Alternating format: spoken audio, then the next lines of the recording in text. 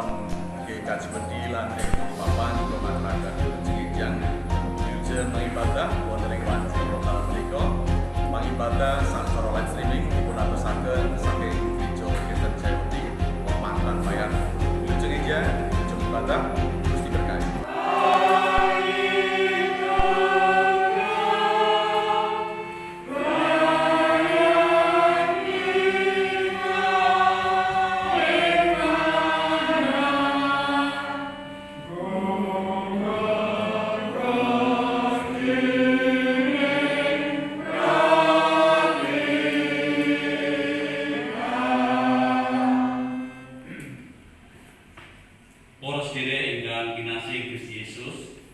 Sumangga pangibadahe wanci injing menika sami kita senter ing salebetipun manah sami ngaten-ngaten.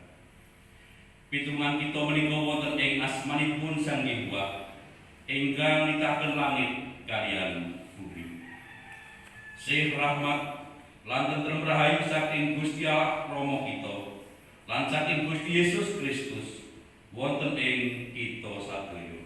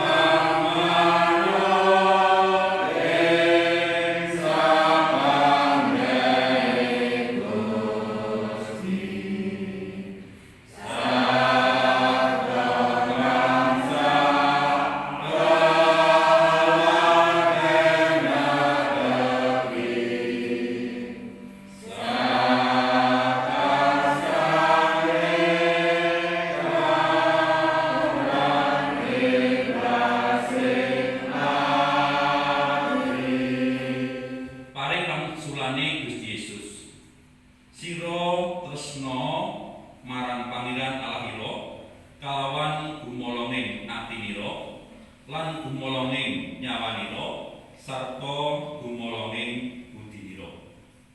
Yaiku angger-angger kang gedhe lan luhur dhewe. Dene angger-angger kang kapindho kang padha karo iku yaiku sira tresna ing sapepadanira dikaya marang awakira dhewe. Kabeh isining Taurat lan kitabe para nabi iku gumantung karo angger-angger loro mau.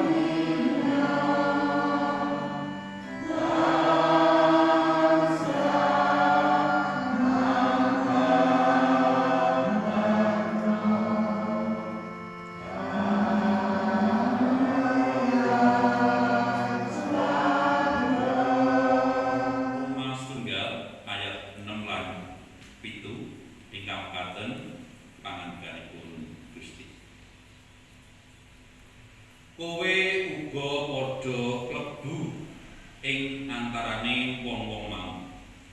kowe kang wis padha katimbalan dadi kagunganing Sang Kristus marang sakae para sadulur kang manggon ing kutha Rom. Iya para kekasih Gusti Allah kang katimbalan lan kadadekake suci. Sing rahmat ana ing kowe kabeh lan tentrem rahayu saka Gusti Allah Rama kita lan saka Gusti Yesus Kristus. Roma 12 ayat 9 dumugi 17 ingkang mekaten.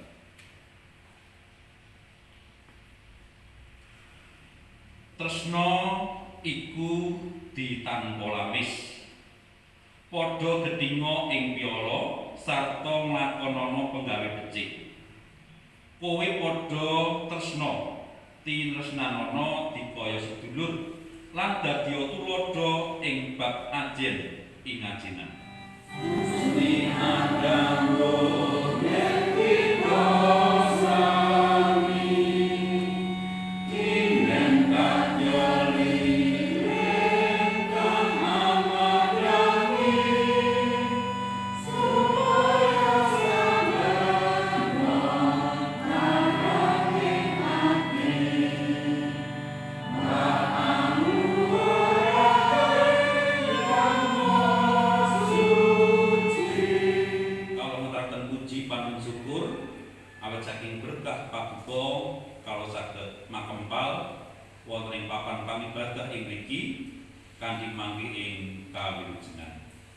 sedherenge mak karo Gusti kalau kepengin memuji saha nguraken asma Paduka miwah nampi sabda Paduka ingkang suci minangka tetedan saha omben-omben tumrap sukma kawula.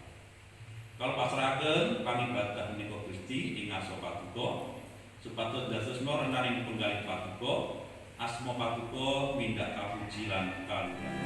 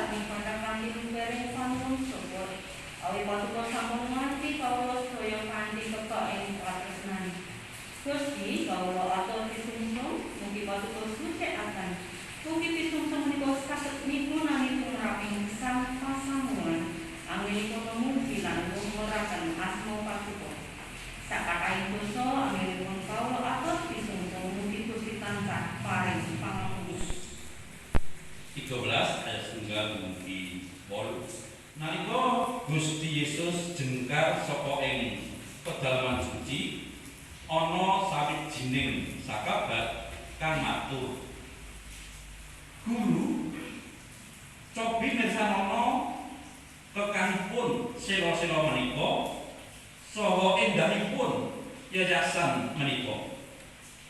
Gusti Yesus banjur paring pangsulan panandikane, "Kowe nyawang yayasan kang gedhe endah iki, besok bakal ora ana watu kang lestari tumumpang ing watu liyane, kabeh bakal padha dijubuti."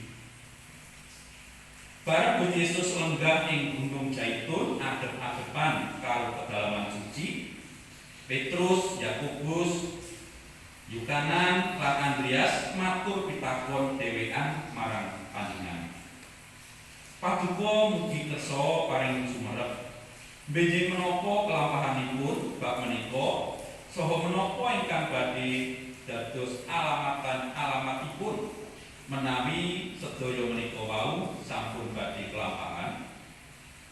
Gusti Yesus banjur wiwit ngendika, kowe padha sing awas, aja nganti kowe disasarake ing wong. Bakal akeh wong kang padha teka nganggo jenengku lan celaku. Iya, aku iki sarta bakal nasarake wong pirang-pirang. Lan manawa kowe padha krungu swaraning perang utawa kabar-kabar perang, aja padha kaget, sebab iku kabeh kudu kelakon. Ewadene iku isih durung pungkasan. Awit bangsa bakal merangi bangsa, kerajaan merangi kerajaan. Bakal ana lindu ing pirang-pirang panggonan. Apa dene bakal ana pailan.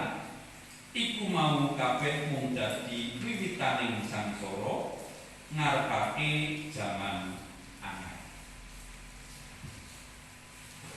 Mekaten pangandikanipun Gusti saking Injil Markus 12 ayat 9-8, rahayu saben tiyang ingkang mirengaken pangandikanipun Gusti lan ikut dadosaken sarta dipun tindakaken wonten ing gesangipun. Haleluya. Amin.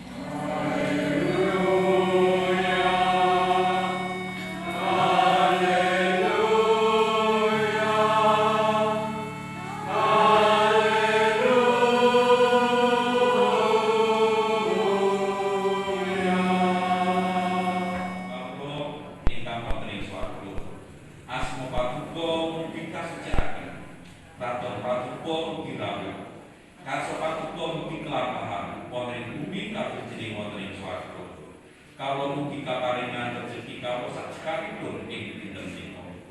Sobat mugi ngapunten kalebatan kawula, kados dene kawula mugi ngapunten ing tiyang ingkang kalebatan dhateng kawula. Menapa dene kawula mugi sampun ngantos katandhukaken dhateng ing pangudha nanging mugi sami pawalaken saking Yahwa. Awit dene pangudha ingkang kagungan katon sawisis tuwin kawula sasaminipun. Kita terus pasuri ingkang mengatakan kawula pitados sasana ingkang kawula ingkang mengatakan inggih Tuhan Yesus Kristus ingkang kawula ing Gusti Allah ingkang kawula panjenengan Gusti ingkang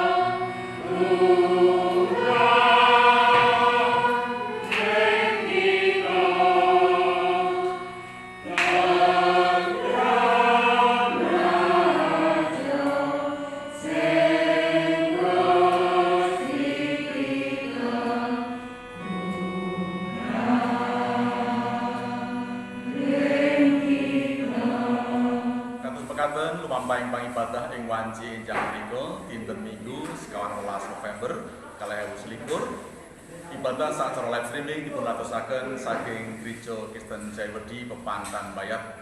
Kula ngaturaken panuwun kastian panjenengan lan kita saged pinanggih wonten ing pangibadah minggu-minggu candhaipun. Wilujeng kepisahan Gusti Yesus berkahi.